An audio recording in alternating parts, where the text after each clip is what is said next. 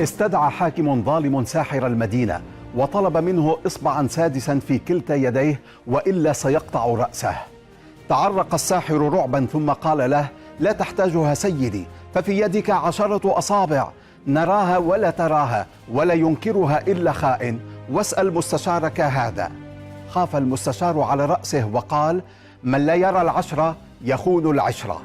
ففرح الحاكم بأصابعه الجديدة، لكنه ضجر بعد يومين وأراد هذه المرة خصوبة الأرنب، فشعر الساحر بأن الموت قد اقترب لا محالة، لكنه وجد خطة، فقال للحاكم: أحضر سكينا وبعض البخور و3 أرانب أحدها أسود، واجعلها في قفص بغرفة تجمعنا، ولا يدخلن عليك أحد بعد ذهابي كي لا يفسد السحر.